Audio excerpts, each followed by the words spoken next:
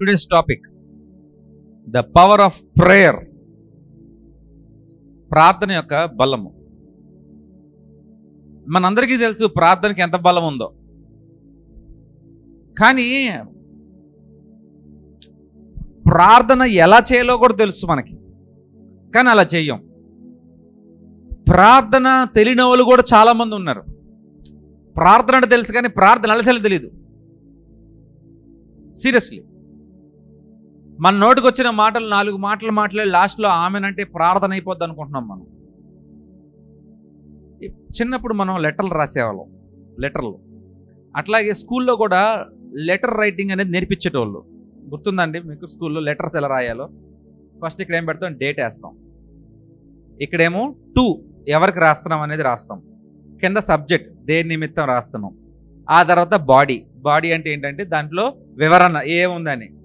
కింద లాస్ట్కి yours faithfully, yours kindly, ప్రేమతో అని చెప్పి పేరు రాసి కింద సిగ్నేచర్ వేసి కింద ఫోన్ నెంబర్ వేస్తాం. ఇది లెటర్ రాసే విధానం ఎవరు రాసిన. అట్లాగే ప్రతిదానికి ఒక విధానం ఉంది. ప్రార్థన కూడా ఒక విధానం ఉంది. ఎలా చేయాలి, ఎలా చేస్తే దేవుడు ప్రార్థన ఆలకిస్తాడు, దేవుడు ఎవరు ప్రార్థనలు ఆలకిస్తాడు. మనం అనుకుంటున్నాం ఎంత చెప్పినట్టుగానే ఆరాధనలో ప్రార్థన చేస్తే జవాబు వస్తేనేమో దేవుడు నాకు జవాబు ఇచ్చాడు. కానీ జవాబు రాకపోతే మాత్రం దేవుడికి అది ఇష్టం లేదు కాబోలు, ఆ దేవుడి చిత్తం లేదు కాబోలు, దేవుడు సైలెంట్గా ఉన్నాడు ఈ విషయంలో. దేవుడు జవాబు ఇస్తా అని చెప్పాడు ప్రార్థనలో. ఖచ్చితంగా మొరపెట్టే వారికి ఉత్తరం ఇస్తా అన్నాడు దేవుడు. When you cry unto the Lord and God answers your prayers no matter what. God is going to answer each and everyone's prayer, definitely, no, for sure. కానీ ఎందుకు ప్రార్థన మరి ఆ జవాబులు రావటం లేదు? దానియేలు గ్రంథంలో చూసుకున్నట్లయితే ఒక చిన్న కథ ఉంటుంది. దాంట్లో ప్రార్థన చేసినప్పుడు అంట ఆ ప్రార్థన వెంటనే వెళ్ళిందంట. కానీ ఆ ప్రార్థన తిరిగి రావడానికి 21 రోజులు పట్టింది అంటాడు. 21 days పట్టింది అంటాడు. ఎందుకయ్యా పట్టింది 21 రోజులు అంటే మధ్యలో మధ్యాకాశంలో ఉన్న సమూహము ప్రార్థనలు ఆపేసినాయి, అది చేరకుండా చేసినాయి. అక్కడ యుద్ధం చేసి నేను దూత మాట్లాడతాడనమాట. అక్కడ యుద్ధం చేసి వచ్చేసరికల్లా 21 days పట్టినాయి అంటాడు. అంటే ప్రియమైన దేవుని బిడ్డలారా, కొన్ని ప్రార్థనలు దేవుని సన్నిధికే చేరవు. కొన్ని ప్రార్థనలు ఇంపైన ధూపముగా దేవుని సన్నిధికే చేరవు. ఇంకో కొన్ని ప్రార్థనలు రాంగ్ అడ్రస్కి పోతాయి. లెటర్కి రాంగ్ అడ్రస్ రాస్తే ఏమవుతాయా? మీ ఇంటికి వచ్చిద్దా? మీ ఇంటికి రాయాల్సిన అడ్రస్ నేను వాళ్ళ ఇంటికి రాస్తే, ఇప్పుడు లెటర్ లెవెల్ రాస్తున్నారులే, వాట్సాప్ మెసేజ్లే కదా మొత్తం. మీకు పంపించాల్సిన మెసేజ్ వాళ్ళకి పంపిస్తే మీకు వచ్చిద్దా? వాళ్ళకి పోద్ది. వాళ్ళకి పంపించాల్సిన మెసేజ్ వాళ్ళకి వెళ్తే మీకు వస్తుందా అండి? వాళ్ళకి పోద్దా? Similar thing. మనం చేసే ప్రార్థనలు కూడా రాంగ్ అడ్రస్కి పోతున్నాయి కొన్ని. ఇక్కడ మనం అనుకుంటాం మేము కరెక్ట్గానే రాసాము, కరెక్ట్గానే చేసాం, ప్రార్థనలు కరెక్ట్గానే చేరినాయి, కానీ దేవుడు బదులు ఇవ్వటం లేదు. మేము ఎంతగానో ప్రార్థన చేస్తున్నాం. రాంగ్ అడ్రస్కి ఎన్ని ఉత్తరాలు రాస్తే ఏంటంటే కరెక్ట్ ఆన్సర్ వస్తుందా అని అడుగుతున్నాను నేను. మీరు 100 ఉత్తరాలు రాశారు, 100 ప్రార్థనలు చేశారు, జాననే 100 ఉత్తరాలు 100 రాంగ్ అడ్రస్లకు రాశారు. జవాబు వచ్చిద్దా? రాదు, అస్సలు రాదు. అట్లాగే మన ప్రార్థనలు కూడా రాంగ్ అడ్రస్కి వెళ్తున్నాయి.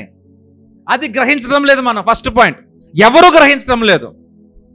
మనం అనుకుంటే మనం చాలా గొప్ప వాళ్ళం. మన ప్రార్థనలు ఒక మిసైల్ లాగా, రాకెట్ లాగా దూసుకొని పరలోకి వెళ్ళిపోద్ది అనుకుంటాం, కానీ అంత సీన్ లేదు మన ప్రార్థనలకి. అంత సీన్ లేదు. కొన్నేమో రాంగ్ అడ్రస్కి పోతాయి, కొన్నేమో అసలు పరలోకానికే చేరవు. ప్రియమైన దేవుని బిడ్డలారా, ఒకవేళ రాంగ్ అడ్రస్ కాకుండా కరెక్ట్ అడ్రస్కి రాసి పరలోకాన్ని చేరితే దేవుడు ఆ ప్రార్థన తీసి పక్కన పెడతాడు. మళ్ళీ ఎంతో కష్టం మీద పరలోకం చేరింది మన ప్రార్థన. ఏమండి అన్న, పరలోకం చేరింది మన ప్రార్థన, దేవుడి పక్కన పడేస్తాడు, తీసి పక్కన పడేస్తాడు. ఏంటి దేవుడు ప్రార్థనలు పక్కన పడేస్తాడా? యేసయ్య కూడా తండ్రి నీ చిత్తమైతే పాత్రను తొలగించు అంటే పాపమంతా ఎక్కువైపోయి యేసయ్య మీద పాపిగా మారిపోయి తండ్రి యొక్క సహవాసాన్ని కోల్పోయి తండ్రితో మాట్లాడుతున్న తండ్రి జవాబు ఇవ్వలేని సమయం వచ్చేసింది. అప్పటిదాకా తండ్రితో డైరెక్ట్గా మాట్లాడుతున్నాడు. ప్రార్థనలోను ఏదైనా రొట్టెను విరిచి చేపల్ని ఆశీర్వదించినప్పుడు మాట్లాడుతున్నాడు చేస్తున్నాడు. కానీ అక్కడ శిలువ మీద ఏడుచుకుంటూ చేస్తున్నాడు. కానీ దేవుడు సమాధానం ఇలా. యేసయ్య అంతటోనికే దేవుడు సమాధానం ఇవ్వకపోతే ఆఫ్టర్ ఆల్ నేనంత, నాకంటే శ్రేష్ఠులు మీరంతా. డేవిడ్ మనం ఎంత? Be careful my friends. అసలు ప్రార్థన మనం ఎవరికి చేయాలి? మై ఫస్ట్ పాయింట్, అపోస్తుల కార్యములు 12:5 అపోస్తుల కార్యములు 12:5 చూసుకుందాం ఒకసారి. ప్రార్థన ఎవరికి చేయాలి? పేతురు చెరసాల్లో ఉంచబడిన సంఘము అయితే అతని కొరకు ఆసక్తితో దేవునికి ప్రార్థన చేయుచుండెను. ఇంగ్లీష్లో చాలా క్లియర్గా ఉంటుంది, they are praying to the heavenly father. Greek భాషలో కానీ చూసుకున్న, మూల భాష అరమిక్లో చూసుకున్నా కూడా తండ్రికి ప్రార్థన చేస్తున్నారు వారు. అప్పటికి పేతురు చెరసాల్లో ఉంచబడినప్పుడు, అట్లాగే పౌలు చెరసాల్లో ఉంచబడినప్పుడు యేసే కాలం తర్వాత ఇదంతా. మరి యేసే కదా ప్రార్థన చేయాల్సింది? కాదు, వాళ్ళు యేసేకి ప్రార్థన చేయట్లేదు, తండ్రికి ప్రార్థన చేస్తున్నారు. ప్రతి ఒక్కరు జ్ఞాపకం చేసుకొని మనం ప్రార్థన చేసేది ఫస్ట్ థింగ్ లెటర్లో డేట్ వేసి టు ఫాదర్ ఇన్ హెవెన్. మన ప్రార్థన తండ్రికే అయి ఉండాలి. యేసయ్యకి, పరిశుద్ధ ఆత్మ దేవునికి, త్రియేక దేవునికి అని క్లమ్సీ చేయబాకండి ప్రార్థనని. డైరెక్ట్గా హెవెన్లీ ఫాదర్. యేసయ్య మనకి పరలోక ప్రార్థన నేర్పించాడు. ఫస్ట్ ఏం చెప్పాడు? పరలోకముందున్న మా తండ్రి, నీ నామం పరిశుద్ధపరచబడిన. దేవుడు ఈ రకంగా మీరు కూడా ప్రార్థన నేర్చుకోండి అని చెప్పి ప్రార్థన నేర్పించాడు యేసయ్య కూడా. అంటే అక్కడ అర్థం ఏంటి? ఖచ్చితంగా మనం ప్రార్థన చేయాలంటే ఎవరికి చేయాలని అర్థం అండి? తండ్రి, హెవెన్లీ ఫాదర్, తండ్రికే ప్రార్థన చేయాలి. యేసయ్యా మేము ప్రార్థన చేస్తున్నాం, యేసయ్యా అని యేసయ్యకి ప్రార్థన చేస్తూ ఉంటాం. పరిశుద్ధాత్మ దేవా ఆ మధ్యలో బలపరచయ్యా అని పరిశుద్ధాత్మ ప్రార్థన చేస్తూ ఉంటాం. కానీ మనం ప్రార్థన చేస్తుంది ఎవరికండి? తండ్రికి. రెండోది యోహాను 14:13. యోహాను 14:13. మీరు నా నామమున దేన్ని అడుగుదురో తండ్రి కుమారుని యందు మహింపరచబడుటకై దానిని చేత్తును. ఇక్కడే నేర్చుకుంటున్నామంటే ఫస్ట్ ప్రార్థన ఎవరు చేయాలి? చెల్లి తండ్రికి. ఎవరి ద్వారా చేయాలి? యేసుక్రీస్తు ద్వారా మాత్రమే చేయాలి. యేసుక్రీస్తు ద్వారానే తండ్రికి ప్రార్థన చేయాలి. ఆయన ద్వారా తప్ప ఎవరు కూడా తండ్రిని చేరలేరు. ఐదర్ డైరెక్ట్గా గాను, ప్రార్థనలో గాను, చూపులో గాను. యేసయ్య అనే ద్వారము లేకుండా తండ్రి దగ్గరికి ఎవ్వరూ చేరలేరు. సో మన ప్రార్థనలు కూడా చేరాలంటే ఖచ్చితంగా అది యేసయ్య నామములో అయి ఉండాలి. మన ప్రార్థనకి ఎవరు చేయాలి? తండ్రికి చేయాలి ఖచ్చితంగా. మనం అందుకే లాస్ట్లో అడుగుతాం, ప్రభు అయిన యేసుక్రీస్తు నామములో అడిగి వేడుచున్నాము తండ్రి. ఇదంతా కింద లాస్ట్ మాత్రం కరెక్ట్గానే ఉంటుంది. ఫస్ట్ నుంచి యేసయ్యని ప్రార్థన చేస్తూ ఉంటాం. మనం యేసయ్య ద్వారా తండ్రిని చేరాలి. ప్రార్థనలు చాలా జ్ఞాపకం చేసుకోండి. అటువంటి ప్రార్థనలే పరలోక సన్నిధికి ఇంపైన ధూపముగా చేరతాయి. అటువంటి ప్రార్థనకే జవాబు వస్తాయి. అటువంటి ప్రార్థనలు దేవుడు వింటాడు. అటువంటి ప్రార్థనలే కరెక్ట్ అడ్రస్కి దేవుని దగ్గరికి వెళ్తాయి. యేసయ్య ద్వారా తప్ప ఇంకో, ఫర్ ఎగ్జాంపుల్ ఈ డోర్లో నుంచి లోపలికి రావాలి, ఈ డోర్ నుంచి లోపలికి రావాలి, పక్కింటి డోర్లో నుంచి ఇక్కడికి రాగలరా అని అడుగుతున్నాను నేను. ఒకవేళ నేను స్వర్ణక్క వాళ్ళ ఇంటి డోర్లో నుంచి చర్చికి రాగలనా? మీ ఇంటి డోర్లోకి వెళ్తే మీ ఇంటికి వస్తాను నేను, ఈ డోర్లోంచి వస్తే మీరు ఇక్కడికి వస్తారు. As simple as that. Yesayya ద్వారానే మనము తండ్రిని చేరగలము. అది ప్రార్థన అయినప్పటికీ కానీ, లేకపోతే నిజంగా చేరటమే కానీ, ఏదైనా కానీ. సో మన ప్రార్థన ఎప్పుడు కూడా తండ్రికే అయి ఉండాలి. రెండవది యేసయ్య ద్వారానే అయి ఉండాలి. మూడవది రోమా 8:26. రోమా 8:26. రోమన్స్ 8:26. అటువలే ఆత్మయు మన బలహీనతను చూచి సహాయం చేయుచున్నాడు. ఎలయనగా మనం యుక్తముగా ఎలాగూ ప్రార్థన చేయవలనో మనకు తెలియదు, కానీ ఉచ్చరింప నాసఖ్యమైన మూలుగులతోనూ, ఇంకా చాలా ఉంది కింద. సో ఇది అక్కర్లేదు. అటువలే ఆత్మయు మన బలహీనతను చూచి సహాయం చేయుచున్నాడు. సో నువ్వు ప్రార్థన చేసినప్పుడు ఆత్మ బలముతోనే మనము ప్రార్థన చేయాలి. You have to have the Spirit of the Lord inside you when you need to pray. ఈ మూడు చాలా ముఖ్యమండి. ఒకటి, తండ్రికే ప్రార్థన చేయాలి. రెండవది, యేసయ్య ద్వారానే ప్రార్థన చేయాలి. మూడవది, ఆత్మతోనే ప్రార్థన చేయాలి. ఎందుకు అంటే పాత నిబంధనలో కూడా చాలా మంది ప్రార్థనలు చేశారు. ఆ మిఖాయేలు దూత అంటున్నాడు, ఇదిగో నేను మళ్ళీ వెళ్తున్నాను, ఇదిగో నేను మళ్ళీ వెళ్తున్నా నేను విడిచి, నాకు మధ్యాకాశంలో మళ్ళీ ఒక యుద్ధం సిద్ధపడి ఉంది నాకు. ఆ యుద్ధము చేసి అసలు ఎందుకు వచ్చాడు ఇక్కడికి? దేవుని యొక్క జవాబు తీసుకొచ్చాడు. దేవుని యొక్క జవాబును తీసుకొచ్చాడు, ఆన్సర్ ఆఫ్ గాడ్. అది పట్టడానికి 21 days అయింది. తను ఫాస్టింగ్ చేస్తున్నాడు అక్కడ. మళ్ళీ తిరిగి వెళ్ళాలి, ఇదిగో నాకు యుద్ధం రెడీగా ఉంది. మళ్ళీ ఇక్కడ మాటలు పైకి, పై మాటలు కిందకి రాకుండా మధ్యాకాశంలో సాతాను శక్తులు, అంధకార శక్తులు కాచుకొని ఉన్నాయి. అది దానియేలులో కనబడుతుంది. మరి వాళ్ళకి ఎట్లా ప్రార్థనలు వెళ్ళాయి ఏంటంటే ఆ వాళ్ళకి యేసయ్య లేడండి. యేసయ్య ద్వారా ప్రార్థనలు వెళ్ళటానికి వారికి ఆత్మ అనుగ్రహించబడింది, బలం ఉంది, కానీ ద్వారము వేరే. కానీ కొత్త నిబంధనకు వచ్చేసరికి మనకి యేసయ్య అనే ద్వారం బయటపడింది. రెండవది, ఆ ఆత్మ ఆయన వెళ్ళిపోతూ ఇదిగో మీకుతో వేరొక ఆదరణకర్తను పంపిస్తాను, ఆయన మీతోనూ మీలోనూ ఉండి ఆయన మిమ్మల్ని సర్వసత్యంలోనికి నడిపిస్తాడని చెప్పారు.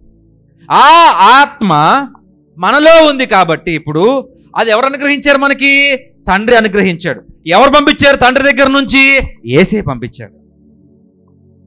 యేసయ్య అడుగుతున్నాడు, తండ్రి నేను తండ్రిని వేడుకుంటాను, ఆయన వేరొక ఆదరణకర్తని పంపిస్తాడు అంటున్నాడు. ఆయన మీతోనూ మీలోనూ ఉంటాడు, లోకం అతన్ని చూడదు. అంటే అది కనపడే బాడీ కాదు. ముస్లిమ్స్ అంటారు అది మొహమ్మద్ ప్రవక్త అంటారు. కాదు, అది కనపడే బాడీ కాదు. అందుకని లోకం అతను చూడదు అంటున్నారు. గ్రహిస్తారు అంతే, చూడదు. సో ఆ ఆత్మ లోపల ఉన్నప్పుడు మనం ఖచ్చితంగా ఆ ఆత్మలో, ఆ పరిశుద్ధ ఆత్మలో యేసయ్య వెళ్ళిపోతూ తండ్రిని అడిగి మన దగ్గర పంపించిన ఆ ఆత్మతో మనము ప్రార్థన చేస్తూ యేసయ్య ద్వారానే తండ్రిని చేరాలి. అప్పుడే మన ప్రార్థనలు దేవునికి చేరతాయి. అందుకే కొంతమంది ప్రార్థనలు దేవునికి చేరవు. కానీ దేవుడు మాత్రం, ఫర్ ఎగ్జాంపుల్ లలిత ఉంది, లలిత ఎంతగానో ప్రార్థన చేస్తుంది, కానీ ఆ ఎగ్జాంపుల్ ఉజ్జాయింపు మాత్రమే, నాకు దీనికి సంబంధం లేదు. ఎంతగానో ప్రార్థన చేస్తుంది, కానీ ఆ ప్రార్థన వాళ్ళకి వెళ్తలేదు. కానీ దేవునికి మాత్రము లలిత గురించి అన్నీ తెలుసు. హృదయంలో నుంచి బయటికి రాకమునిపే నువ్వు దేని గురించి ప్రార్థన చేస్తావు నేను ఎరిగి ఉన్నాను అంటున్నాడు దేవుడు, అన్నాడు కదా. సో ప్రార్థన చేస్తే దేవుడికి అర్థమయ్యేది కాదు, నువ్వు చెయ్యకపోయినా దేవునికి తెలుసు నీ ప్రార్థన ఏంటనేది. హృదయ రాస జరిగిన దేవుడు, చింత యావత్తు అనేది అన్ని తెలుసు ఆయనకి. కానీ నువ్వు ప్రార్థన చేయాలి, అది రావాలని చూస్తున్నాడు. కానీ నీ ప్రార్థనలో కొంచెం ఆత్మ లేకపోయినా, నువ్వు రాంగ్ అడ్రస్ ద్వారా వెళ్ళినా, నీ లోకము హేలోక విచారములు లోపలికి వచ్చినా, నీ ప్రార్థనలు పైకి వెళ్ళకపోయినా దేవుడు నీకు జవాబు ఇవ్వాలని చూస్తాడు. ఎలా? నేను ప్రార్థన చేయలేదే, నేను ప్రార్థన చేస్తున్నానే, ఆ ప్రార్థన వెళ్ళలేదు అనుకుందాం,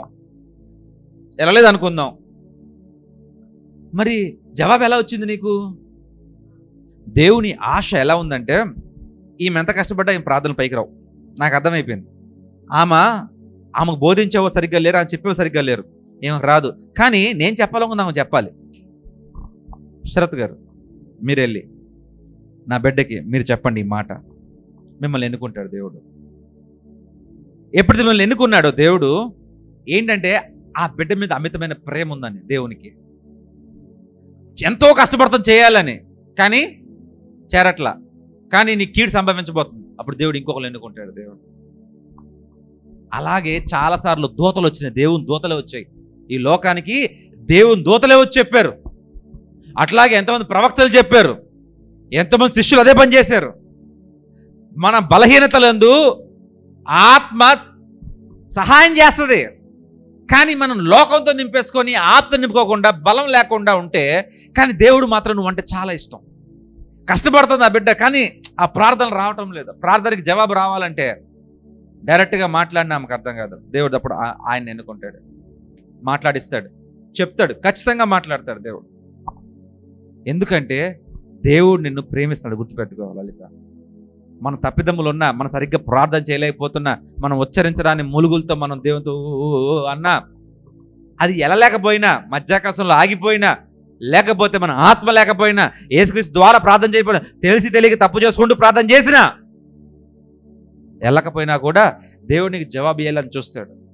ఆయన ప్రశ్నిస్తేనే జవాబిచ్చే దేవుడు కాదు, ఆయనకు ఉత్తరం ఇస్తేనే జవాబిచ్చే దేవుడు కాదు, నువ్వు నన్ను మొరపెడితేనే నీకు జవాబిచ్చే దేవుడు కాదు, నువ్వు టెంకాయ కొడితేనే నీకు జవాబిస్తే దేవుడు కాదు, నువ్వు ప్రసాదం పెడితేనే జవాబిస్తే దేవుడు కాదు, నువ్వు కానుకలు ఇస్తేనే దశంభాగం ఇస్తేనే జవాబిచ్చే దేవుడు కాదు. ఆయన నిన్ను ప్రేమించాడు, నీ తండ్రి, అంతే. నీ దగ్గర నుంచి ఎక్స్పెక్ట్ చేయట్లా. Answer will come back to you any how. ఎవరో ఒకరు పట్టుకొస్తారు, కానీ పట్టుకొచ్చిన వాళ్ళు గొప్పతనం కాదు, పంపించిన వాడు గొప్పతనం. హల్లెలూయా, హల్లెలూయా. గాబ్రియల్ వర్తమానం పట్టుకొచ్చింది మరియమ్మకి, గాబ్రియల్ గొప్ప. అట్లా శరత్ గారు వర్తమానం తీసుకెళ్లారు లలిత చెల్లికి, శరత్ గారు గొప్ప. ఇప్పుడు నేను కొన్ని వర్తమానాలు తీసుకొచ్చాను, నేను గొప్ప? No no no. నన్ను పంపించిన వాడు గొప్పతనం, నన్ను ప్రేమించిన వాడు గొప్పతనం, మిమ్మల్ని అదే దేవుడు ప్రేమించిన గొప్పతనం. హల్లెలూయా. ఎవరి ప్రార్థనలు దేవుడు వింటాడు, ఎవరి ప్రార్థనలు దేవుడు వింటాడు. యూదా 1:20, Jude 1:20. నిత్య జీవార్థమైన మన ప్రభువగు యేసుక్రీస్తు కనికరము కొరకు కనిపెట్టుచు దేవుని ప్రేమలో నిలుచున్నట్లు కాచుకొని యుండుడి. ఎవరు ప్రార్థనలు దేవుడు ఆలకిస్తాడంటే, ఈ యొక్క 20-21 చూసుకుందాం ఒకసారి. 20-21 యూదా 1. ప్రియులారా, మీ విశ్వసించు అతి పరిశుద్ధమైన దాని మీద మిమ్మల్ని మీరు కట్టుకొనొచ్చు పరిశుద్ధాత్మలో, ఫస్ట్ థింగ్ ఏంటంట, పరిశుద్ధాత్మలో ప్రార్థన చేయుచు నిత్య జీవార్థమైన ప్రభుయోగి యేసుక్రీస్తు కనికరము కొరకు కనిపెట్టుచు దేవుని ప్రేమలో నిలిచినట్లు కాచుకొని యుండుడి. Those who believe in the lord, ఎవరైతే పరిశుద్ధాత్మలో ప్రార్థన చేస్తూ నిత్య జీవాత్మ ప్రభుయోగి యేసుక్రీస్తు కనికరము కొరకు కనిపెట్టుకొనుచు, అంటే ఆత్మలోను ప్రభుని యేసుక్రీస్తు వారి కొరకు కనిపెట్టుకొనుచు ఉండి వారు చేసే ప్రార్థనలో ఆయన ప్రార్థనలో ఆలకిస్తాడు. అంటే నువ్వు తండ్రి ఒక్కడిని నమ్మటం కాదు, పరిశుద్ధాత్మ దేవుని నమ్మాలి, యేసుని అదే మాదిరిగా నమ్మాలి. తండ్రి, కుమార, పరిశుద్ధాత్మ, లేకపోతే యేసయ్య, తండ్రి, పరిశుద్ధాత్మ, ఈ లెక్కలు కాదు. తండ్రి, కుమార, పరిశుద్ధాత్మ. అపోస్తుల కార్యములు 10:2 అతడు తన ఇంటి వారందరితో కూడా దేవుని యందు భయభక్తులు గలవారై ఉండి ప్రజలకు బహు ధర్మము చేయుచు ఎల్లప్పుడూ దేవునికి ప్రార్థన చేయవాడు. మళ్ళీ ఎవరు చేస్తారు? వీళ్ళు ప్రార్థనలు అందరూ ఎవరు చేస్తున్నారండి? అపోస్తుల కార్యం చూసుకున్నా, యూదా చూసుకున్నా, ఎవరు చేస్తున్నారు ప్రార్థనలు? అందరూ కూడా తండ్రికే చేస్తున్నారు. ఎవరు ప్రార్థన ఆలకిస్తారంటే అతడు తన ఇంటి వారందరితో కూడా దేవుని యందు భయభక్తులు గలవాడై ఉండి. That is more important, that is more important. ప్రజలకు బహుధర్మము చేయొచ్చు ఎల్లప్పుడూ దేవునికి భయభక్తులతో ఉండే వాళ్ళ ప్రార్థనే దేవుడు ఆలకిస్తాడు. దేవుడు అంటే భయము లేదు, దేవుడు అంటే భక్తి లేదు, దేవుడు అంటే వణుకు లేదు, కానీ మేము సాయంత్రం వచ్చి ప్రార్థన చేస్తాం, పొద్దున్న లేచి ప్రార్థన చేస్తామంటే మన ప్రార్థన మధ్యాకాశం కూడా దాటం. దేవుని యందు భయం ఏది? ఏమ్మా రూతు, దేవుని యందు భయం ఏది? దేవుని యందు భక్తి ఏది? దేవుని యందు వణికేది? దేవుని భయపడుతుంటా? ఎలా భయపడుతున్నావు? ఎలా భయపడుతున్నావు? దేవుని భక్తి ఉందా? ఉంది. ఎలా భక్తి? ఏం చేస్తుందమ్మా? Where is it? దేవుని యందు భయం ఏది? దేవుని యందు భక్తి ఏది? దేవుని యందు వణుకేది? దేవుని యందు భయం లేదు, దేవుని యందు భక్తి లేదు. భక్తి ఉండొచ్చు, భయం ఉండకపోవచ్చు. భక్తి భయం లేకుండా వణుకు ఉండొచ్చు. మూడిట్లో ఏది పోయినా కూడా దేవుని ప్రార్థన ఆలకించు. ఒకవేళ ముందే పైకి వెళ్ళవు, ఒకవేళ వెళ్తే మాత్రం తీసుకెళ్ళి ఆ ప్రార్థనలు ఏం చేస్తాడంటే దేవుడు చెత్తబొట్లో పడేస్తాడు. ఆయన దాకా వెళ్ళవు. ఎందుకు? ఎవరికైతే భయము భక్తి లేకపోతే. 4వ వచనంకి వెళ్దాం ఒకసారి. అతడు దూత వైపు తేరి చూచి భయపడి, ప్రభువా ఏమని అడిగాను. అందుకు దూత, నీ ప్రార్థనలను నీ ధర్మ కార్యములను దేవుని సన్నిధికి జ్ఞాపకార్థముగా చేరి. అక్కడ దూత వచ్చి మాట్లాడుతున్నాడు. ఇక్కడికి వచ్చి అపోస్తలుల కార్యం 10వ అధ్యాయం 4వ వచనంలో అక్కడ నుండి బయలుదేరి వచ్చి దూత కిందకు వచ్చి మాట్లాడుతున్నాడు. నీ ప్రార్థనలు చేరినాయి అంటున్నాడు. అంటే పర్టికులర్గా నీ ప్రార్థనలు చేరినాయి అంటే దాని అర్థం ఏంటి? రాముడు మొదటి భార్య చాలా మంచిదండి. దాని అర్థం ఏంటి అని నేను చెప్పానా? కానీ అక్కడ నీ ప్రార్థనలు పరలోకము చేరినాయి అని అంత గ్రావిటీ ఎందుకు ఇచ్చాడు ఆ వర్డ్కి? అంటే చాలా మంది ప్రార్థన చేరట్లేదు, కానీ నీ ప్రార్థన చేరింది అంటున్నాడు అక్కడ. అట్లాగే కాదు, ప్రార్థన మాత్రమే కాదు, పక్కన ఇంకోటి ఉంది, డాష్ చూడండి ఒకసారి అక్కడ. నీ ధర్మ కార్యములు, నీ క్రియలు ఓకే, నీ ధర్మమైన ద రైచియస్ డీడ్స్, నీతికరమైన కార్యములు, ధర్మం చేయాలి. ధర్మం చేయండి బాబా అంటే ఆ ధర్మం కాదు. సో దీన్ని బట్టి మీకు అర్థమైంది కదా, అందరు ప్రార్థనలు వెళ్తారండి ఇప్పుడు పరలోకానికి. కానీ మనం వెళ్ళిపోయినాయి అని వినేసి అనుకోని జవాబు రాకపోతేనేమో దేవుడికి ఇష్టం లేదు, జవాబు వచ్చిందంటేనేమో దేవునికి ఇష్టం, ఒకవేళ రాకపోతేనేమో మన పని చేసుకుందాం. Thy prayers and thine arms are come up for a memorial before God. నీ ధర్మ కార్యములు, నువ్వు ఇచ్చే అర్పణలు, ఆర్మ్స్, ద రైచియస్ డీడ్స్, నువ్వు ఇచ్చే దశం భాగం, నువ్వు ఇచ్చే అర్పణలు, నువ్వు పేదవారు చేసే కార్యాలు, ఎవరికైతే భోజనం పెట్టావా, ఎవరికి అన్నం పెట్టావు, ఎవరికి ఏమి ఇచ్చావు, you keep giving, heart of giving. ఎప్పుడు మా అమ్మకే నేను కొనిస్తాను,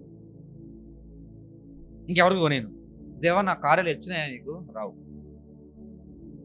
ఆ హార్ట్ ఆఫ్ గివింగ్ అందరికీ ఉండాలి, ప్రతి ఒక్కరికి ఉండాలా, ప్రతి ఒక్కరికి చేయాలా.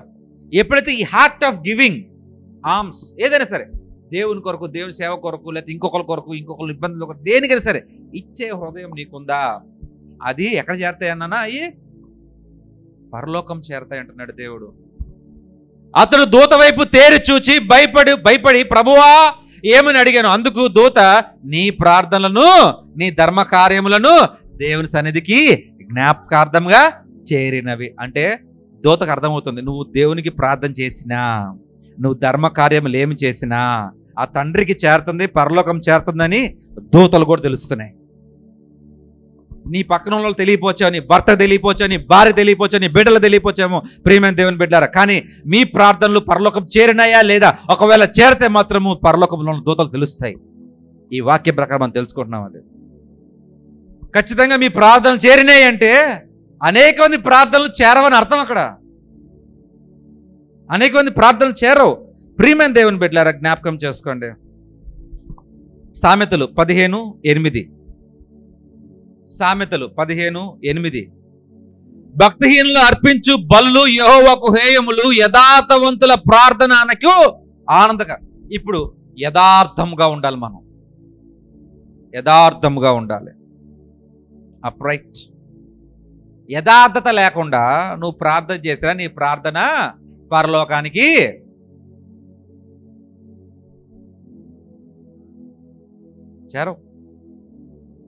చేరతాయా? ఒక్కలన్నా చెప్పగలరా యథార్థవంతమైన జీవితం జీవించకుండా ప్రార్థనలు పరలోకం చేరతాయని? అదే అధ్యాయంలో 29 వచ్చి చూసుకుందాం ఒకసారి. 29. భక్తిహీనులకు యెహోవా దురస్తుడు, నీతిమంతుల ప్రార్థన అయినా నీతిమంతుల ప్రార్థన. ఇందాకేం చదువుకున్నాం? యథార్థత, రెండోది నీతి. ఫస్ట్ మనం నేర్చుకుంది ఏంటంటే ఎవరికి ప్రార్థన చేయాలి మనం? తండ్రికి. ఎవరి ద్వారా?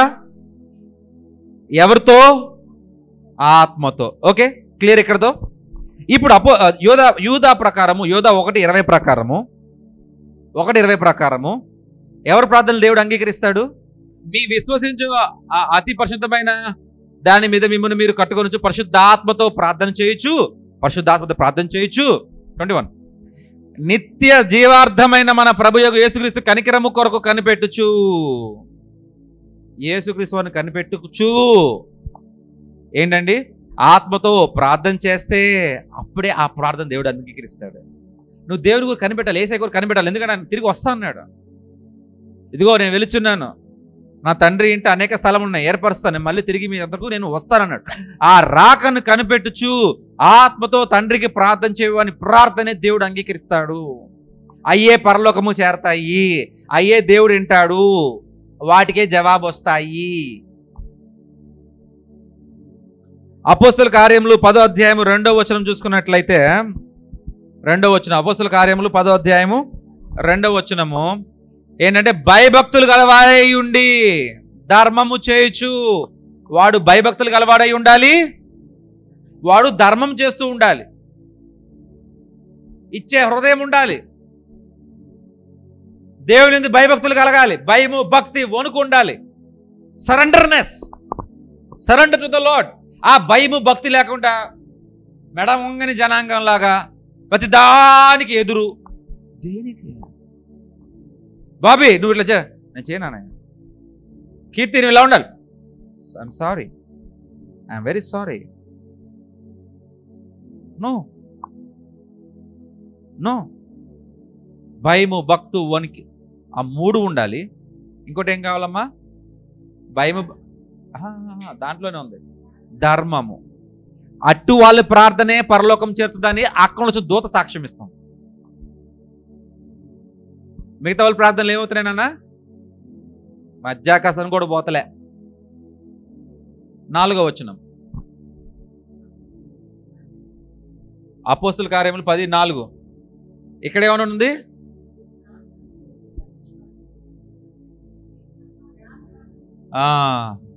సో అర్థమైంది. ఫస్ట్ థింగ్ ఏంటంటే ఆత్మతో ప్రార్థన చేసుకుంటూ, రెండోది యేసయ్య కోసం కనిపెట్టు వారు ప్రార్థనలు దేవుడు వింటాడు. యథార్థంగా ఉండి నీ ధర్మకార్యములు చేస్తూ ఉంటేనే నీ ప్రార్థన దేవుడు వింటాడు. సామెతలు 5:15-8 చూసుకున్నట్లయితే నీతిమంతుల ప్రార్థనలు వింటాడు. తర్వాత యథార్థవంతుల ప్రార్థనలే దేవుడు వింటాడు. మరి ప్రశ్నించుకోండి, మీరు యథార్థంగా ఉన్నారా? మీరు నీతిమంతులుగా ఉన్నారా? అన్ని విషయాల్లో ఇచ్చే హృదయంతో మీరు ఉన్నారా? అన్ని విషయంలోనూ ఆయన కోసం కనిపెడుతూ ఉన్నారా?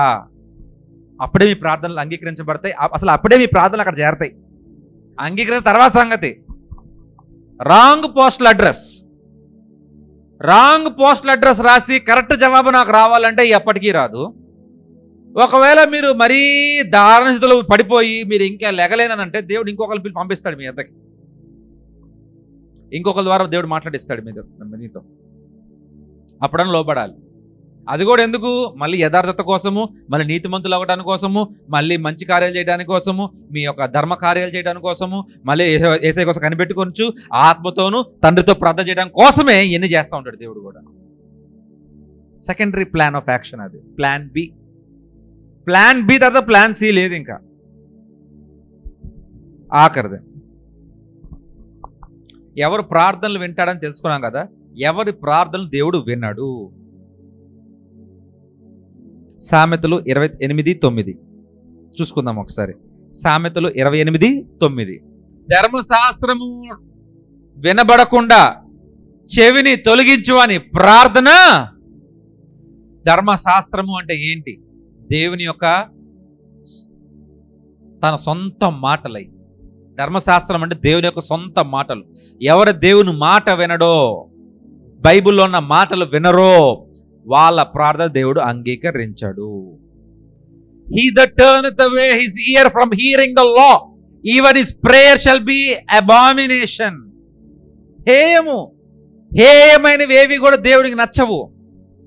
అందుకే మన హేయమైన క్రియలు ఎవరైనా దేవుడి సన్నిధిలో ఒప్పుకోవాలా. రెండోది, ఆ హేయమైన ప్రార్థనలు దేవుడి సన్నిధి చేస్తాయా? చెల్లా అక్క అన్న చేరతాయా? హేయమైన ప్రార్థనలు నాన్న చేరతాయా?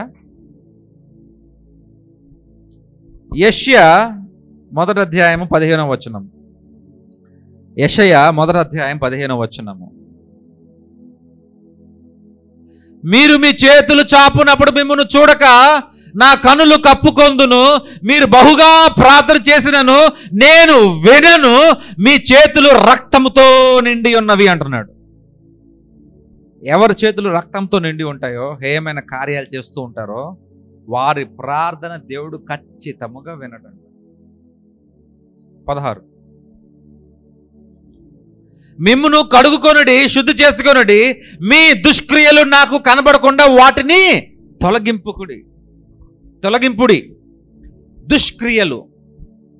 ఎవరైతే దేవుని కంటికి, దేవుని దృష్టికి దుష్క్రియలు చేస్తూ ఉంటారో ఏమవుదండి చెప్పాలి. దుష్క్రియలు చేస్తూ ఉంటే ఏమవుద్ది? ప్రార్థన ఆలకిస్తాడు రమేష్ బాబీ? ప్రార్థనలే ఆలకించడం. నేను వినను అంటున్నాడుగా ముందు. ఒకవేళ నువ్వు ప్రార్థన చేసినా మన ప్రార్థన ఏదో ఒక రకంగా అటు ఇటు మిస్ అయ్యి మొత్తానికి పైకి వెళ్ళింది అనుకుందాం, కొంతసేపు జరిగే ఛాన్సే లేదు. ఒకవేళ వెళ్ళిందని అనుకుందాం, ఏమవుద్ది? అక్కడ దేవుడిని చెవులు మూసుకుంటా అంటాడే, విననంటున్నాడు. యెర్మియా 7:16. యెర్మియా 7:16. కాబట్టి నీవు ఈ జనము కొరకు ప్రార్థన చేయకుము, వారి కొరకు మొరనైనను ప్రార్థనైనా చేయకుము, నన్ను బతిమాలు కొనకము, నేను నీ మాట. కొంతమంది ఉంటారు, వాళ్ళ కొరకు మనం ఎంత ప్రార్థన చేసినా వేస్టే. అయినా ప్రార్థన చేస్తాం, ఎందుకు? యేసే చెప్పాడు కాబట్టి చేస్తూనే ఉంటాం. కానీ వారి కొరకు ప్రార్థన చేయడం వేస్ట్. వినడు. మొరపెట్టద్దు అంటున్నాడు, వాళ్ళ కొరకు ప్రార్థన చేద్దాం అంటున్నాడు. సో 15కి వెళ్దాం ఒకసారి.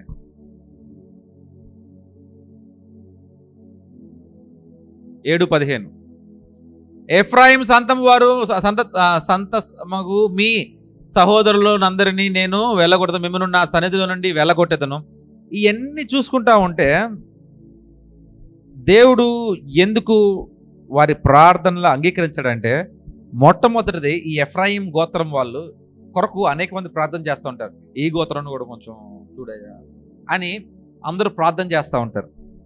వారికి చెప్తున్న జవాబు ఏంటంటే, వారికి దేవుడి భయం అంటే లేదు, వారికి దేవుడి భక్తి అంటే లేదు అని చెప్పుకుంటూ, అంతేకాకుండా వాళ్ళు ఓరకనే తిరుగుబాటు చేస్తూ ఉంటారు.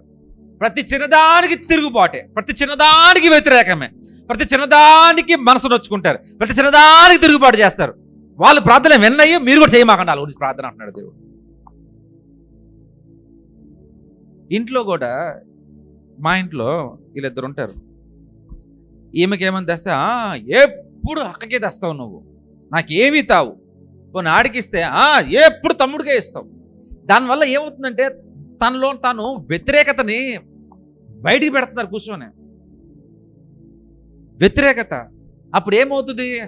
ఆడికి ఇస్తున్నాం కదా, దీనికి ఇయట్లేదు కదా అని కొంటామా? అసలు కొనబుద్ధి అవుతుంది, అసలు కొనబుద్ధి అవుతుంది. మొన్న నీకు కొన్నాను కదా నీకు నేను, ఇప్పుడు వాడు అట్ట అన్నాడు, ఇప్పుడు ఆడుకుంటాను, ఇప్పుడు నీకు కొన్నాం. వ్యతిరేకత అది చిన్నపిల్లల నుంచి వచ్చేస్తుంది. అట్లాంటిది ఎఫ్రాయిం గోత్రం కూడా ప్రతి దానికి వ్యతిరేకత, ప్రతి దానికి ఒక రెబెలియన్. ఈ ఎఫ్రాయిం గోత్రం ఎట్లాంటిదంటే ప్రతిదానికి గొడవ. 10 గోత్రాలు ఒకటంటే ఒక గోత్రం ఒకటి అంటాడు. వీళ్ళందరూ ఇడిపోదాం అంటాడు. ప్రతి దాంట్లో సండ, ప్రతి దాంట్లో గొడవ, ప్రతి దాంట్లో ఇబ్బంది, ప్రతి దాంట్లో ముళ్ళు పెడతాడు ఎఫ్రాయిం గోత్రం. అందుకే యేసయ్య అట్లాంటి వారిని చేసి ఏమంటాడంటే, యేసయ్య తండ్రి అంటున్నాడు, వీరి కొరకు నువ్వు ప్రార్థన చేయొద్దు, వీరి కొరకు మీరు మొరబెట్టమాకండి, అసలు ఇటువంటి వారు ప్రార్థన విన్న అంటున్నాడు. ఎందుకు? తిరుగుబాటుతనం ఎక్కువ ఉంది. ఎవరి హృదయంలో తిరుగుబాటుతనం ఉంటుందో వారి ప్రార్థనలు దేవుడు అంగీకరించడు. ఎవరికి దేవుడు యందు భయము, భక్తి, విశ్వాసము, దుష్క్రియలు చేసుకుంటూ ముందుకు పోతారో వారి ప్రార్థనలు దేవుడు అంగీకరించడండి. అనుకోవచ్చు అన్ని పక్కన అన్ని వదిలేశాను, ఇప్పుడు వచ్చి ప్రార్థన చేస్తున్నాను, ప్రార్థన మళ్ళీ అందరికి వెళ్ళిపోతాను. కుదరదు. దేవుడు అటు ప్రార్థన ఆలకించడు. అలాగ ఫిల్టర్ చేసుకుంటా పోతా ఉంటే ఈ భూలోకం మీద ఎంతమంది ప్రార్థనలు దేవుడు అంగీకరిస్తున్నాడండి? నువ్వు చెప్పాక. భూమి మీద ఎంతమంది ఉన్నాం కదా, కొన్ని బిలియన్ల జనాలు ఉన్నారు కదా, దాంట్లో క్రైస్తవులు కొంతమంది ఉన్నారు, మరి దాంట్లో కొంతమంది నీతిమంతులు ఉంటారు, దాంట్లో కొంతమంది, ఇంకా అన్ని ఫిల్టర్ చేసుకుంటా పోతా ఉంటే దేవుడు అంటున్నాడు, నేను పైనుండి చూస్తున్నా ఒక్క నీతిమంతుడు కనబట్టలేదంట. అయిపోయా. ఒక్కొక్క ప్రార్థన పైకి వెళ్ళటానికి ఒక యుద్ధంలో జరుగుతుంది. ఒక్కొక్క ప్రార్థన మనం అందరూ కలిసి ప్రార్థన చేస్తున్నాం. ఏంటి ప్రార్థనలు? కొంతమంది గొలుసు ప్రార్థనలు, కొంతమంది ఉపవాస ప్రార్థనలు, కొంతమంది తినకుండా ప్రార్థనలు, కొంతమంది ఏంటి నిలబడే ప్రార్థనలు, కొంతమంది నడిచే ప్రార్థనలు. బైబిల్ పట్టుకుని నడుచుకుంటూ వెళ్తూ ఉంటారు, ప్రార్థించుకుంటూ పోతూ ఉంటారు. అదొక స్టైలు. కొంతమంది గొలుసు ప్రార్థనలు, కొంతమంది మోకరించి ప్రార్థనలు, కొంతమంది ఏమో తల తీసుకెళ్ళి బాస్తారు నేలకేసి, ఇక్కడ నల్లగా అయిపోద్ది, అదొక ప్రార్థన. కొంతమంది ఏమో గోడ ఉంటుంది, యెరూషలేములో గోడ ఉంటుంది, వెయిలింగ్ వాల్, వాళ్ళు ఎలా అని ప్రార్థన చేస్తూ ఉంటారు, అదొక ప్రార్థన. కొంత ధూపం వేసి ప్రార్థన చేస్తారు. ఆ ధూపం ఎట్లా పైకి వెళ్తుందో ఆ యొక్క పొగ ఏమో ఆ పొగ ఎట్లా పైకి వెళ్తుందో ఆ పొగ దగ్గర మన ప్రార్థనలు కూడా చేరి వెళ్ళిపోతాయేమో నా ఫీలింగ్. వాళ్ళు ధూపం వేసి ప్రార్థన చేస్తారు క్యాథలిక్స్. కొంతమంది ఊరేగింపుతో, కొంతమంది కొట్టుకొని, కొంతమంది గీసుకొని, కొంతమంది గుండ్లు గీక్కొని, కొంతమంది బూడిద పూసుకొని, అబాబాబాబాబాబా రకరకాల యాసలు వేసుకుంటూ ప్రార్థనలు చేస్తున్నారు. బుద్ధి మాత్రం మార్చుకోవటంలా. మరి ఇన్ని యాశాలు వేసుకుంటూ చేసే ప్రార్థనలు పరలోకం చేరుతున్నాయా? తన్ను తాను తగ్గించుకొని దుర్మార్గ పనులన్నింటినీ విడిచి ఆయనే దేవుడని నమ్మి ఆయనకు ఎదురు చూస్తూ తండ్రికి ప్రార్థన చేస్తూ యేసే ద్వారా ఆత్మశక్తితో చేసుకుంటూ భయముతోను, భక్తితోను, వణుకుతోను, నీతితోను, దుష్క్రియలు పక్కన పెట్టి ఇచ్చుకుంటూ, మళ్ళీ ప్రార్థన ఒకటే కాదు, మళ్ళీ మన మంచి క్రియలు, మంచి పని చేయటము, ఇంకొకరికి ఇవ్వటం, ఇంకొకరు పెట్టడం, అవి చేస్తేనే, మళ్ళీ తిరుగుబాటు లేని హృదయం లేకుండా ఉంటేనే దేవుని మన ప్రార్థనలు అట్ట పరలోకం చేరతాయి. ఇవన్నీ లేకుండా ఉంటేనే, ఇవన్నీ లేకుండా ఉండి ఇవన్నీ చేసుకుంటుంటే అట్ట పరలోకం చేరతాయి. అన్నిట్లో డిస్క్వాలిఫై అయిపోతున్నామే. పరలోక ప్రార్థన చేరిపోయింది అనుకుంటాం, దేవుడు మన ప్రార్థన వినేశాడు, దేవుడు నాకు జవాబు ఇచ్చేశాడు. మరి దేవుడు జవాబిస్తున్నాడో అపవాద జవాబిస్తున్నాడో జ్ఞాపకం చేసుకోండి. ఇవన్నీ చూసుకోండి. ఈ పాయింట్స్ నాలో ఉన్నాయా? అయితే వచ్చేది మాత్రం దేవుని నుండి జవాబు. ఈ పాయింట్స్ నా దగ్గర లేవా కానీ జవాబు వచ్చేసిందా? అపవాద. ఇదండి ప్రార్థన యొక్క గొప్పతనం. అందరు ప్రార్థనలు ఎందుకు చేరతాయి? ఒక్కోసారి నా ప్రార్థన కూడా చేరదు, ఒక్కోసారి మీ ప్రార్థన చేరదు. మనల్ని మనం తగ్గించుకొని మళ్ళీ మనల్ని మనం చేసుకుంటే మన ప్రార్థనలు చేరతాయి దేవునికి. మనం మార్చుకుంటే చేరతాయి, మార్చుకోకపోతే చేరవు. మార్చుకోవాలా, ఎప్పటికప్పుడు మార్చుకుంటేనే పోతూ ఉండాలా, దేవునిలో ముందుకు వెళ్తూనే పోతూ ఉండాలి. హల్లెలూయా, హల్లెలూయా. మరి ప్రార్థన చేసుకుందామా? మరి తలలు వంచుకొని కళ్ళు మూసుకొని ఏకీభవించబడి నాతో కలిసి ప్రార్థన చేస్తారా? అడుగుదామా దేవుణ్ణి, అయ్యా మమ్మల్ని క్షమించండి, ఎప్పటి నుంచి ఈ వాక్య ప్రకారము మీ మాట చొప్పున, బైబిల్లో ఉన్న మాటల చొప్పున మేము ఉండటానికి మీ కృప నాకు అనుగ్రహించండి. ప్రతి ఒక్కరు కలిసి చెప్పుకుందామా? స్తుతి స్తుతి స్తుతి స్తుతి స్తోత్రము తండ్రి, మహోన్నతుడా నీకు వందనాలు, పరిశుద్ధుడా నీకు స్తోత్రాలు. ఎంతవరకు మా ప్రార్థనలు మీ పరలోక సన్నిధికి చేరినాయని, జవాబు రాకపోయేసరికి మీరు ఇష్టం లేదని, జవాబు వచ్చేవాటి అన్నిటి కూడా మీ ఇష్టం అని చెప్పి మా అందరి మేము కథలు రాసుకొని ఇష్టానుసారంగా చేసుకుంటూ వెళ్ళిపోతున్నాం. కానీ నిజమైన వాక్యము మాకు ఈరోజు తేటతల్లమైంది తండ్రి. ఎవరికి ప్రార్థన చేయాలి, ఎలా చేయాలి, ఎప్పుడు చేయాలి, అది చేయాలంటే మా హృదయాలు ఎలాగుండాలి, మా జీవితాలు ఎలాగుండాలి, వీటన్నిటినీ మేము సరిచేసుకొని మళ్ళీ ప్రార్థనలు తండ్రి మీ తట్టు తిరిగి మళ్ళీ ప్రార్థనతో మిమ్మల్ని కలిసే భాగ్యము, యోగ్యం మాకు ఇమ్మని కోరుతూ చిన్ని ప్రార్థన ప్రభువైన యేసుక్రీస్తు వారి నామమున అడిగి వేడుకుంటున్నాం తండ్రి. పరలోకమందున్న మా తండ్రి, నీ నామము పరిశుద్ధపరచబడును గాక, నీ రాజ్యం వచ్చును గాక, నీ చిత్తం పరలోకమందు నెరవేరునట్టు భూమి మీద నెరవేరును గాక. మా దిన ఆహారం మాకు దయచేయము, మా ఎడల అపరాధ అపరాధం క్షమించము, శోధన తేక దుష్టపెద్ద రాజ్యము, శక్తి, మహిమ నిరంతరం నీవేనా తండ్రి. May the love of Father, grace and mercy of Jesus Christ, communion and fellowship of the Holy Spirit now and forevermore. Amen.